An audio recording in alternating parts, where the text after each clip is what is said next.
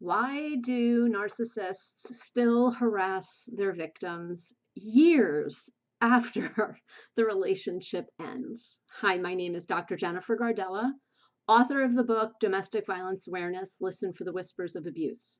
And I'm here today to tell you that unfortunately, I am 1 month from my last incident.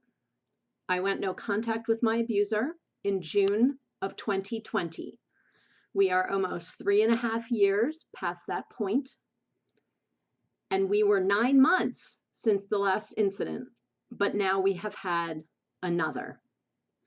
He has tried email, direct messaging, private messaging, text messages, phone calls, letters to my mailbox.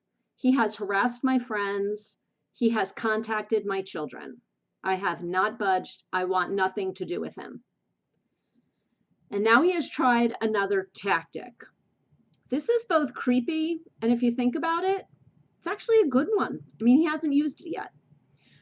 He made a purchase from a store in person, and he made sure I got a copy of the receipt.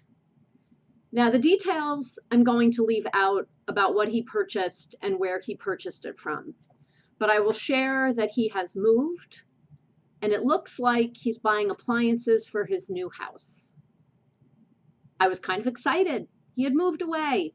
Maybe he's starting his new life. Not so much. Because when I first saw the email, I thought, wow, he has moved away and he's starting his new life. And then I called the store to separate our accounts. I thought, hey, I said to the customer service agent, I said, hey, I'm still on his account. Could you make sure that my email is removed from it? And when I gave her the receipt number, she informed me, ma'am, you're not on his account. He had the clerk put your email into our system with this order. In fact, your email is not even on this order. So if you got an email about this order, he had the clerk send it to you. Your email is nowhere in our system in the accounts part. Oh my God. So this is emotional abuse. He is showing me that he does not care at all about my boundary of not hearing from him. And he thinks that he has the right to still try to contact me. And he wants me to know that he's moved, like we always planned to a warmer state, and he's living the life.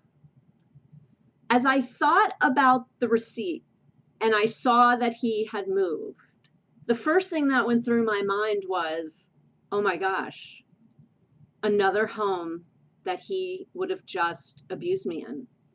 I thought about the power plays that would happen there. I thought about the misery of my children visiting. And I thought, another home that is devoid of love and filled of control. And then I thought, wow, he wants to just stay top of mind. He's an abuser, and this is what they do. He knows I don't want to have anything to do with them. I haven't replied to him in over 3 years, but he also has no self-esteem. I mean, who still does this? And he's saying and acting pathetic. He needs to validate himself by saying to me, oh, I'll show her that I'm living the dream. Guess what, buddy? I'm actually living the dream because I'm no longer living in abuse. For normal people, when they don't want to hear from someone, or I should say, when someone very clearly doesn't respond for years to communications, you kind of give up.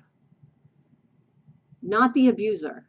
They have so little self-esteem that they want to sit at the prom queen's table. They want to always be connected. They need to feel connected as if they were getting one over on you. So let me now go through some safety planning that I immediately did. Number one, I updated my abuse file. There are 60 instances of abuse from the time that I went no contact, when I was clearly saying to him, I do not want you to ever contact me again. 60 instances. So I put the communication, I put the details of the individual that I talked to at the store, the date, pictures, everything in my abuse file.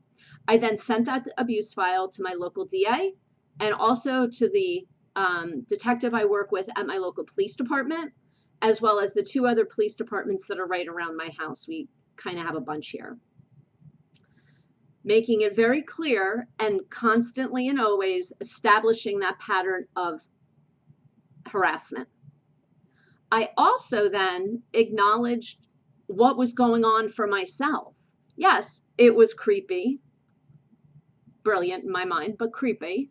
But there was a me involved, which of course the abuser doesn't care about. Remember, he's just completely discounted my feelings. But that awareness I felt was really important. Acknowledge and know what he is doing, because victims tend to go a little crazy sometimes, wrapped up and cycled in the cyclone of abuse. I could have said, oh my gosh, he's, in like far away now and living our life in a warmer place. And I didn't do any of that. I went to, oh my gosh, this is abuse. And I thought, what would my life still be like if I lived with him? It would be an utter miserable hellhole. And then I let my people know what was going on.